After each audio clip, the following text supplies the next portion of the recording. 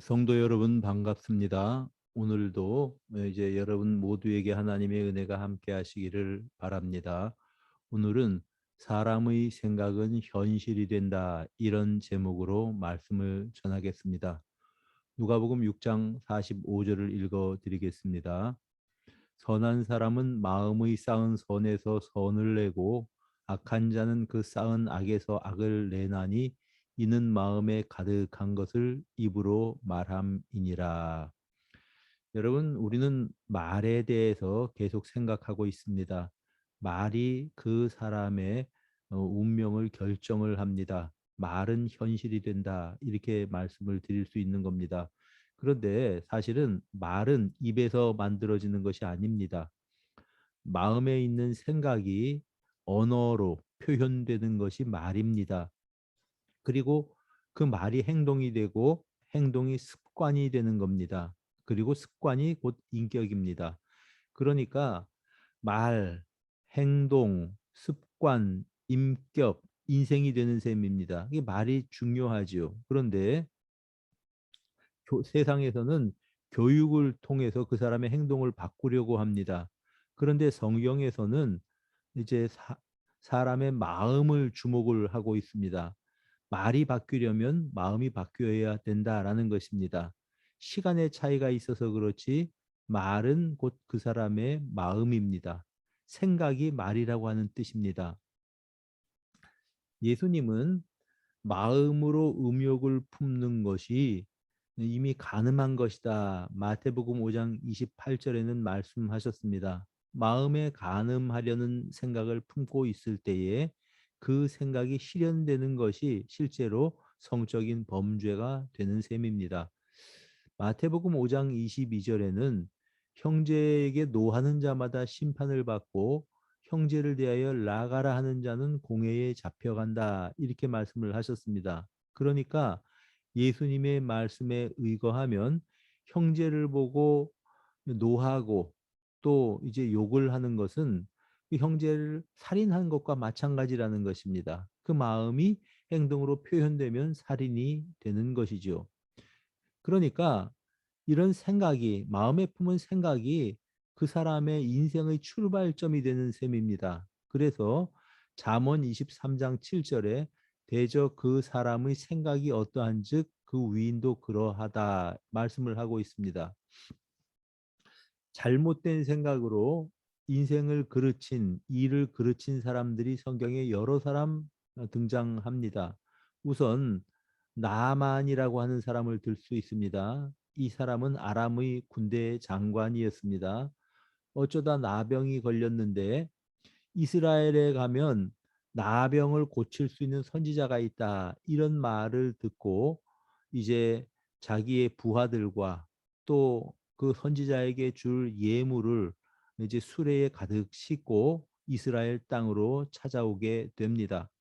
이스라엘 왕의 안내를 받아서 그 이제 어디에 있다고 하는 것들을 이제 들었죠. 그리고 선지자에게 찾아왔는데 이 엘리사 선지자는 먼 곳에서 찾아온 나만 장군을 내다보지도 않습니다. 다만 그에게 사람을 보내서 하는 말이 요단강에 가서 7번 몸을 씻으라. 그 이야기만 합니다. 그러자 나만이 화가 납니다.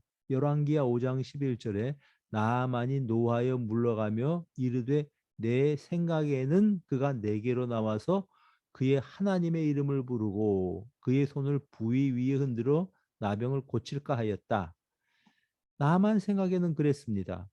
엘리사가 친히 나와서 그를 영접하고 또 그의 환부에 아픈 그 나병이 걸린 그의 환부의 피부에 손을 막 이제 이 흔들고 그래서 나병을 고쳐줄까 했는데 실은 엘리사 선지자는 나와 보지도 않는 겁니다. 그가 분노했습니다. 떠나려고 합니다. 그런데 이때 마침 그에게 이 지혜로운 그런 종들이 있었습니다. 그래서 그들이 이제 이 나만을 만류합니다. 그러면서 선지자가 더 큰 일을 하라고 한들 그거 우리가 못할 게 뭐가 있겠습니까? 병만 낫는다면 못할 게 뭐가 있겠습니까? 그렇게 어려운 일도 아니고 요단강에 들어가서 7번 몸을 담그라고 하는 건데 그거 한번 해봅시다. 그 종들 때문에 그는 마음을 고쳐 먹고 이제 요단강에 가서 그의 나병이 깨끗하게 나았던 것입니다. 여러분 생각해 봅시다. 나만이 자기 생각대로 움직였다면은 평생을 나병 환자로 살 뻔했던 것입니다. 생각이 이렇게 중요한 것이죠. 자, 나만이 이렇게 병이 치유된 다음에 이제 엘리사에게 예물을 주려고 했는데 엘리사가 이를 거절합니다. 그래서 이제 그가 돌아가게 되었는데 엘리사의 이 종이었던 사환이었던 게하시가 이것을 보고 마음속에 이런 생각을 합니다. 성경은 증거합니다. 엘리사의 사환 게하시가 스스로 이르되 내 주인이 이 아람 사람에게 면하여 주고 가지고 온 것을 그의 손에서 받지 아니하였다. 자, 스스로 이르되 자기에게 말하는 거죠. 이 아까운 것을 그냥 보냈구나. 우리 선생님께서 내가 그를 쫓아가서 무엇이든지 그에게 받아야 되겠다라고 생각을 합니다. 그래서 그는 얼른 나아만을 쫓아가서 나아만에게 거짓말을 합니다. 즉 선지자 생도 두 사람이 엘리사 선지자에게 찾아와서 그들을 대접할 것이 필요하고 또 그들을 위해서 이제 옷도 필요하다 그렇게 이야기를 했습니다. 그래서 은 한 달란트와 또 옷 두 벌을 그가 이제 이 요구를 했는데 이런 것들을 풍성하게 이제 이 나만 장군이 선물을 합니다. 그 결과가 무엇입니까? 그 나만의 나병이 그에게 옮겨가서 그에게 걸려서 평생을 나병 환자로 살게 되었던 것입니다. 게하시의 잘못된 생각이 그의 인생을 이토록 그릇되게 만들었다는 것입니다. 여러분, 다윗의 아내였던 미갈 역시 마찬가지입니다. 다윗 왕이 언약궤를 예루살렘에 안치하고 나서 너무 좋아서 막 춤을 추다가 이제 바지가 벗겨져서 몸이 노출되어 버렸습니다. 이것을 미갈이 보고 굉장히 마음속으로 천하게 생각을 합니다. 사무엘하 6장 16절에는 이제 심중에 그를 업신여겼다. 그러니까 미갈의 마음에 다윗을 업신여기는 것, 그의 눈으로 다윗의 그런 어떤 모습을 보고 업신여기는 생각이 그의 마음에 들었다는 겁니다. 그리고 남편이 들어왔을 때 이것을 자기 남편에게 이야기합니다. 즉 이스라엘의 왕이 염치 없이 자기의 몸을 드러냈고 또 이제 계집종 눈앞에서 몸을 드러냈다. 이제 정말 어, 이 채신머리 없게 참 자기 몸을 드러냈다고 남편에게 비난을 합니다. 이때 다윗이 답변을 합니다. 이거는 내가 여호와 앞에서 한 것이다. 그러면서 이제 어, 그 미갈과 함께 그 같이 이제 지내지를 않습니다. 성경에는 사울이 딸 미갈이 죽는 날까지 그에게 자식이 없었다고 말씀을 합니다. 여러분 자식이 없었다는 것은 다윗이 미갈과 별거했다는 의미입니다. 여러분 남편을 무시하려고 했었던 그 미갈의 생각이 말이 되었고 비난이 되었고 그리고 그 결과 이제 미갈은 평생 남편과 별거하면서 살았다. 이것이 성경이 우리에게 가르쳐주는 교훈입니다. 잘못된 생각이 잘못된 결과를 낳았다는 것입니다. 이제 사울 역시 마찬가지입니다. 이제 다윗이 골리앗을 이기고 또 개선할 때의 일이었습니다. 예루살렘의 여인들이 막 이제 춤추고 노래를 부르고 소고를 치고 하는 말이 사울이 죽인 자는 천천히지만 다윗이 죽인 자는 만만이다. 그러니까 다윗이 사울보다 훨씬 큰 공을 세웠다는 이야기죠. 그 말을 들을 때에 사울이 불쾌해 했습니다. 그의 마음속에 불쾌한 생각이 들었습니다. 아니, 다윗에게 만만을 돌리고 나에게는 천천을 돌리면 나중엔 다윗이 나 대신에 왕이 되겠네. 그래서 그가 생각을 하기를 내가 다윗을 벽에 박으리라 그렇게 스스로 이릅니다.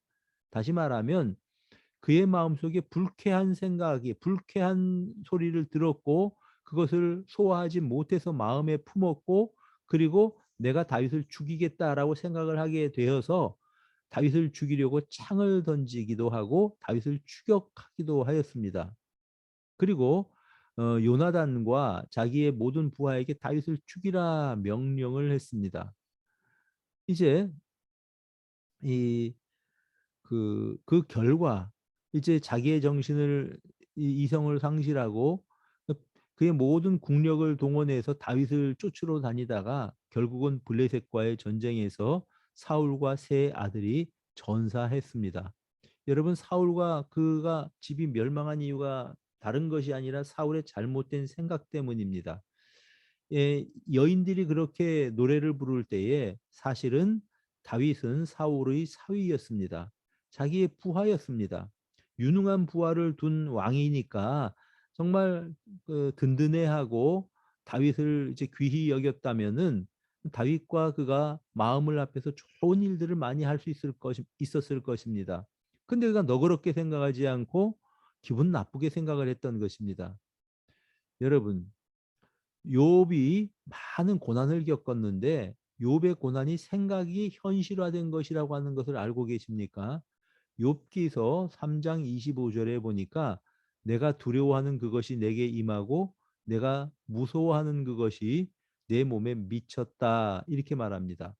즉 다윗 그 욥이 건강하고 잘 살고 부러울 것이 없을 그때에 혹시 나한테 이런 불행이 닥치지 않을까 마음속으로 걱정했다는 말입니다. 근데 그 걱정이 그대로 현실이 되었다는 것이죠. 여러분, 생각은 열매를 맺습니다. 예레미야서 6장 19절에 땅이여 들으라 내가 이 백성에게 재앙을 내리리니 이것이 그들의 생각의 결과라. 여러분, 잘못된 생각을 하고 하나님 말씀을 거부하면 여러분 결과적으로 그 생각이 그들의 인생을 잘못된 길로 이끌어 간다는 것입니다. 왜 유다가 예수님을 배반했습니까? 마귀가 그의 마음에 예수를 팔려는 생각을 넣었다라고 요한복음 13장 2절에 말씀을 하고 있습니다. 여러분 신앙생활을 잘하는 것은 마음을 지키는 것입니다. 하나님의 말씀을 나의 마음에 두는 것입니다. 잠언서에서는 무릇 지킬 만한 것보다 너의 마음을 지키라. 만물의 근원이 이에서 남이니라. 여러분 마음을 지키라고 우리에게 말씀을 하십니다. 내 마음에 분노를 두지 마시기를 바랍니다. 미움을 두지 마십시오. 마귀가 가져다 주는 생각을 내 마음에 두지 마십시오. 대신 하나님 말씀을 여러분의 마음에 두시기를 바랍니다. 이제 힘든 일을 만날 때 이사야서 41장 10절의 말씀을 마음에 두고 생각해 보십시오. 두려워하지 말라 내가 너와 함께 함이라. 놀라지 말라 나는 너의 하나님이 됨이라. 내가 너를 굳세게 하리라. 참으로 너를 도와주리라. 참으로 나의 의로운 오른손으로 너를 붙들리라. 생각해 보십시오.